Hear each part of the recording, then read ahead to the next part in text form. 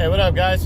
Coming to you this morning with the what's next on Vergil Ortiz Jr., the undefeated rising star prospect from Golden Boy Promotions. He fought in the main event of a DAZN card on Friday, December 13th, I believe. Yeah. And he took on former contender Brad Solomon, who hadn't fought very much the last couple years. Ortiz looked early like this was going to be the first time that he was actually going to get tested in a real way, because Solomon, although he doesn't have great power, he's a good, decent, slick boxer. So it looked like he was going to give Ortiz a little bit of trouble there, and Ortiz just blitzed him. First couple rounds, that's what it looked like. Solomon was landing some shots too, but Ortiz, was overwhelming, and then, he was just too much to handle. He ended up stopping him in the 5th round. And, keeps marching on against kind of secondary fighters, B-class fighters, but guys who have fought for titles or been contenders like Solomon. So he's been dominating these guys. So big question now is what's next for Vergil Ortiz Jr. He fights at welterweight. That's 147. The biggest problem that he faces, even though he's a WBA gold champion, whatever the fuck that means, I think it's pretty much like right around a #1 contender type deal. But Manny Pacquiao is a super champion right now.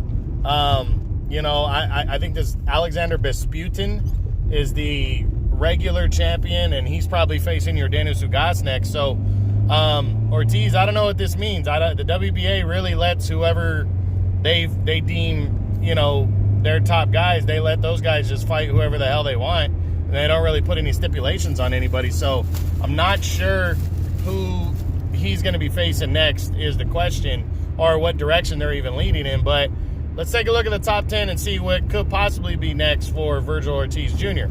Start with number 1, Terrence Crawford. Tied for first, Terrence Crawford. Crawford, I don't think would be fully against this, because he's looking for a big-time opponent. I don't think Golden Boy would put Ortiz in harm's way right now, though. But they might get desperate towards the second half of the year, but I don't see this fight next. But I think both sides could possibly be desperate. There's a small chance of this one, but I don't think so. Number 2, or tied for first, is Errol Spence Jr., the IBF and WBC unified champ. This fight's not happening next. Spence is out with an injury. Again, this is PBC working with Golden Boy anyways, so this fight's not going to work for these two sides next. Number 3 is Manny Pacquiao. Again, I don't think the WBA is going to invoke mandatory status here, and I don't think Pacquiao would go for it anyway. Ortiz doesn't have the name for it, and he's too high risk, low reward for a guy like Pacquiao. Number 4, Keith Thurman. I don't see it. Thurman's going to be coming back, probably take a lighter opponent. Plus, this is PBC and Golden Boy. I don't see it. Number 5, Sean Porter. Porter's going to be looking for bigger names, bigger fights than taking a risk like Ortiz when it's not a world title fight. Plus, Golden Boy and the PBC working together. Highly unlikely going to happen. Same thing with Danny Garcia. Danny Garcia looks to be in line for, he's fighting in January, but he looks like he's in line for either a Pacquiao or a Spence fight towards May, in that area, April or May. I don't see this one going down between these two right here. So I'm going to lean towards the no. Again, PBC. Yordenis Ugas. It looks like he's going to be fighting Alexander Vesputin next. I don't think Ortiz and him could be next, but it could be the following fight, because if Ugas wins, Ugas is kind of turning into the PBC boogeyman. Not a lot of guys are going to want to fight him. So I do think it's possible that a mandatory fight be ordered between Ugas and Ortiz. But again, I think Ortiz is going to stay busy next while Ugas fights Vesputin for the title. But this fight could happen later in the year, but not next, is what I'm saying. Number 8, Mikey Garcia. Garcia's fighting on DAZN next, but I don't think Mikey at his stage is going to give a guy like Ortiz, who's undefeated, he's young, he's big, he hits hard. I don't think he's going to take that risk, so I say no. Number 9, Sergey Lipinets, former 140-pound champion. He's a PBC guy. I don't see it. It'll be PBC working with Golden Boy. I don't see it. I wouldn't completely rule it out, but I don't see it. Then the 3-way tie for 10th, you got former champ Jesse Vargas. He's fighting for DAZN. I wouldn't completely rule it out, but I think Vargas is looking for bigger fights. Probably wouldn't take the risk, but Vargas is also a guy that doesn't get a lot of big fights himself, you know, even though he's a former champ, so I wouldn't completely rule Vargas out as an opponent. Then you got Thomas Delorme, also tied for 10th.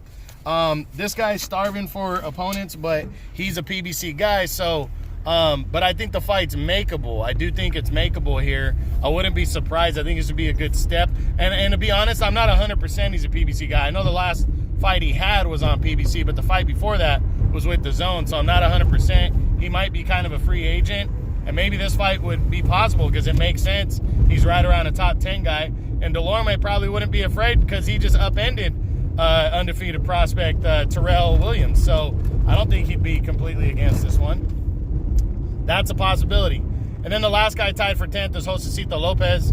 Again, Lopez, I think, is just trying to, you know, get back in the mix. I don't see him fighting a guy correct me, I'm sorry, excuse me. I wouldn't be surprised if he fought a guy like Ortiz, but I think Lopez, after the year he just had, I think is probably in line for a stay busy fight against one of the bigger names, so you can probably make a little bit more money. Again, it's Golden Boy working with PBC, though, because Ortiz is with PBC, so that's a major reason why I don't see it. And that's it for the top 10, you know, against Vergil Ortiz. The biggest thing he's got working against him is this division is almost shut down in favor of the PBC. So, and they have most of the big names. The other guy with the big name is Terrence Crawford. You know, does he want to take that risk? Will Golden Boy take that risk and throw him against Crawford?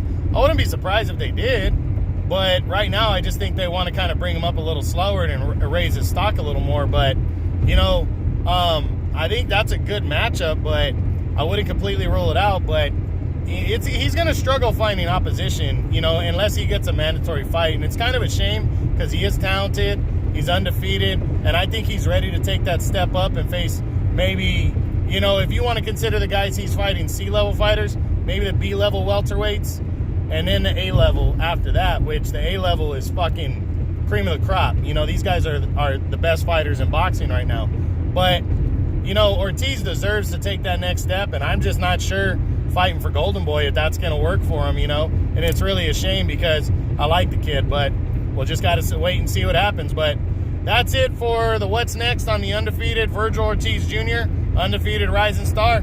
All right, guys, true boxing. Been hit with the truth.